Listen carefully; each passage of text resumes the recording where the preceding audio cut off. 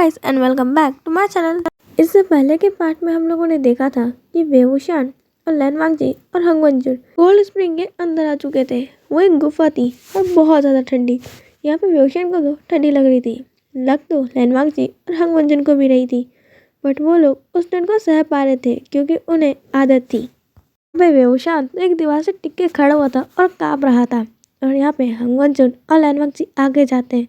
वहाँ पे जिदार रखा हुआ था, वो लोग उसके पास जाते हैं। वहाँ पे हंगवंजुन को ये देख के थोड़ा सा शौक लगता है कि लैन वांगजी यहाँ आ सकता है, और वो पहले लैन वांगजी से पूछता है, तुम यहाँ कैसे आ सकते हो, तुम तो मॉडर्न एरा से हो ना। लैन वांगजी कहता है, मैं भले मॉडर्न एरा से हूँ पर मैं लैन क्लैन का हूँ और मेरे पास लैन क्लैन का रिबन भी है। हंगवंजुन कहता है, पर मैंने आज तक तुम्हारे फोर हेड पे कभी लैन क्लैन का रिबन देखा नहीं है। वहाँ पे लैन वांगजी कहता है, मेरे हैंड्स पे है इसलिए तुमने कभी देखा नहीं, और वो अपना हाथ को ऊपर से स्लीव्स हटा के अब उसे दिखा देता है। वहाँ पे हंगवंजुन हमें सिर हिलाता है। अब वो दोनों उस जिदार को देख ही रहे थे और वो दोनों उसके बारे में कुछ डिस्कस कर रहे थे। वेवूशान जब वहाँ आने की कोशिश करता है तो उस जिदार की स्ट्रिंग इतनी तेज लगती कि वो वापस दूर जाके दीवार से टकरा जाता है, और जब वो वापस आ रहा था तब हंगवंजुन वहाँ पे अपनी स्वॉर्ड भेज देते हैं ताकि उसका वार उसे वापस ना लगे। वेवूशान कहता है कि तुम लोगों को ये जिदार कुछ नहीं कह रहा है, पर मेरे साथ ऐसा क्यों है, मेरे साथ ऐसा क्यों हो रहा है। वांगजी कहता है, मुझे लगता है कि शायद ये सब लैन क्लैन के मेंबर्स को यहाँ आने देता है, और अगर उनके पास लैन क्लैन की निशानी हो तो ही वो यहाँ आ सकते हैं। वेवूशान कहता है, तो फिर मैं क्या करूँ।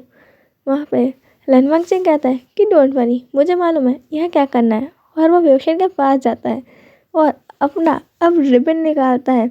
वो रेड रिबन जिसने हाथ में पहना हुआ था, एक हाथ में वो पहनता है और दूसरे में वेवूशान को बांध देता है। हंगवंजुन कैसे पीछे रह सकता था, वो अपने फोरहेड से खोलता है और वेवूशान के हाथ में बांध देता है और खुद के हाथ में भी। वो दोनों अब दोनों तरफ से खींचते हैं और रिबन को बिल्कुल टाइट कर देते हैं और कहते हैं, ये तुम्हारी डबल प्रोटेक्शन है, इससे तुम्हें अब यहाँ पे चोट नहीं लगेगी और तुम वहाँ जा सकते हो। वेवूशान हाँ में सर हिलाता है और अब वहाँ जाता है।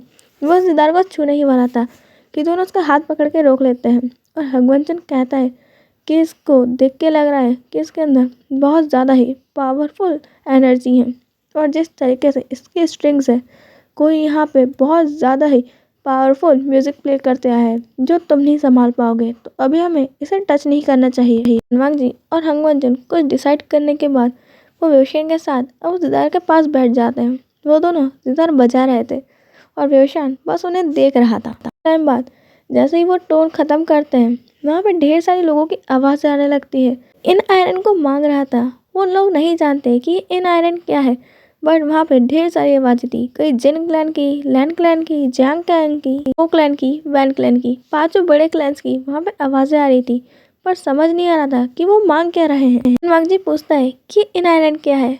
वेवूशान कहता है, मुझे नहीं मालूम। वंजुन भी कहता है कि मुझे नहीं मालूम है ये क्या चीज़ है। वहाँ पे वो तीनों और वहाँ से खड़े हो जाते हैं और आसपास की जगह देखने लगते हैं, और वहाँ पे एक लेडी आती है जिन्होंने लैन क्लैन के ड्रेस पहनी हुई थी और उनके फोरहेड पे भी लैन क्लैन का रिबन था। वो वहाँ पे लैन वांगजी और हंगवंजुन दोनों ने ग्रीट करते हैं। ऑफ कोर्स उनके कारण वेवूशान भी उन्हें ग्रीट करता है। लैनी आते ही उन दोनों के हाथ पे वो रिबन देखते हैं जो उन दोनों ओमेगास ने वेवूशान के हाथ में बांध दिया था, और वहाँ पे वो दोनों 3 बोझ लेते हैं। वेवूशान भी उनके साथ 3 बोझ लेता है। उसे लगता है कि यहाँ पे लैन क्लैन में कोई नया रिवाज है कि यहाँ पे एल्डर्स को ऐसे ही बो करते हैं, वो भी वो ले लेता है।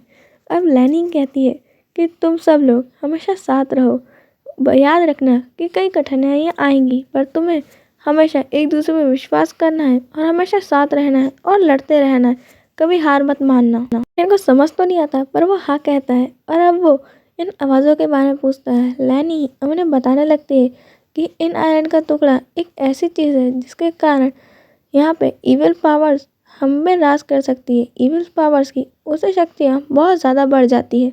इसके लिए ही लैन क्लैन ने और सभी क्लैन्स ने मिलकर आयरन के 5 टुकड़े कर दिए थे, और हर क्लैन ने अपने पास एक टुकड़ा रखा था। लैन क्लैन के पास भी एक टुकड़ा है, पर उसकी बुराई को शांत करने के लिए हमेशा मुझे उसको लेकर यहाँ पे सील होना पड़ा, और ये जिदार से मेरे को ये प्ले करते रहना पड़ता है। वेवूशान कहता है, जिसके कारण आपकी बॉडी भी वीक हो चुकी है और आपकी सोल अब डिसअपियर होने वाली है। लैनी कहती है कि हाँ ये सच है, इसलिए मैंने तुम तीनों को यहाँ बुलाया है। वहाँ पे लैनवांगजी कहता है पर मैं तो इस वर्ल्ड का नहीं हूँ। वहाँ पे लैनी कहती है मैं जानती हूँ, तुम्हें इस दुनिया में भी लाने वाली मैं ही हूँ। लैनवांगजी पूछता है ऐसा क्यों? लैनी कहती है इस क्यों का जवाब तुम्हें बहुत जल्द मिल जाएगा, पर अभी आने वाले खतरे पे तुम्हें ध्यान देना चाहिए। तुम तीनों को मिलके आयरन के सारे टुकड़ों को कलेक्ट करके हमेशा हमेशा के लिए नष्ट करना पड़ेगा।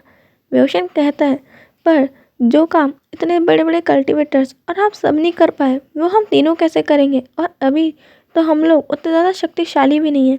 लैनी हंसते हुए कहती है कि हम एक बीता हुआ कल थे और बीता हुआ कल से ही भविष्य सुधरता है। मुझे मालूम है कि तुम लोग कर लोगे और मुझे तुम तीनों पे पक्का भरोसा है, तुम लोग ये कर सकते हो। अब लैनी कहती है कि मेरे पास ज़्यादा समय नहीं है। ऐसा कहते हुए अब वो एक इन आयरन का टुकड़ा निकाल के वेओशन के हाथ में रख देती है और कहती है कि इस पर तुम अपना ब्लड डालो। वेओशन अपना एक बूंद ब्लड डालता है और अब लैनवांगजी और हंगवंजन भी ऐसा ही करते हैं। लैनी कहती है अब ये इन आयरन तुम्हें बिल्कुल भी हार्म नहीं करेगी और इसने तुम तीनों को अपना मास्टर मान लिया है। तुम तीनों अब जितना जल्दी हो सके उतना जल्दी वैन क्लैन से पहले इन आयरन के सारे टुकड़े लो। वहाँ पे वैन क्लैन के पास इसके 2 टुकड़े हो चुके हैं, तो मैं उससे पहले ही 2 टुकड़े और जमा करके उनसे वो टुकड़े भी छीन के इसे डिस्ट्रॉय करना पड़ेगा, वरना वो लोग क्या करेंगे इसके बारे में हम सोच भी नहीं सकते हैं। रोशन अब लैनी से वादा करते हुए कहता है कि आप चिंता ना करें, मैं इसको हमेशा हमेशा के लिए डिस्ट्रॉय कर दूंगा, भले इसके लिए मुझे खुद मिटना पड़े, पर मैं पूरे कल्टीवेशन वर्ल्ड को सेव ज़रूर करूंगा। वंजुन और लैनवांगजी एक साथ कहते हैं कि हम भी तुम्हारे साथ हैं, तुम्हारे साथ हम भी मिट जाएंगे इस कल्टीवेशन वर्ल्ड को बचाने के लिए, पर वोइंग हम तुम्हारा साथ कभी नहीं छोड़ेंगे। वेओशन कहता है कि ठीक है, तो अब हम लोग यहाँ से जाते हैं। लैनी वेओशन को कहती है कि एक बात का और ध्यान रखना। वेओशन उन्हें देखता है। लैनी कहती है कि तुम तीनों एक दूसरे के सिवा इस दुनिया में अभी किसी पे भरोसा मत करना, कोई भी भरोसे के काबिल नहीं है, और यहाँ पे जो भी हुआ बाहर तुम किसी को मत बताना, यहाँ तक कि लैन कुरैन को भी नहीं।